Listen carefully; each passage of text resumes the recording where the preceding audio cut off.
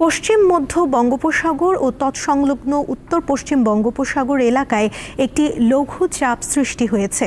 এর প্রভাবে পটুয়াখালীর আকাশ মেঘাচ্ছন্ন রয়েছে। জেলার বিভিন্ন স্থানে থেমে থেমে গুঁড়ি গুঁড়ি বৃষ্টিপাত হচ্ছে। কিছুটা উত্তাল রয়েছে কুয়াকাটা সংলগ্ন সাগর। নদ নদীর পানির উচ্চতা স্বাভাবিকের চেয়ে কিছুটা বৃদ্ধি পেয়েছে।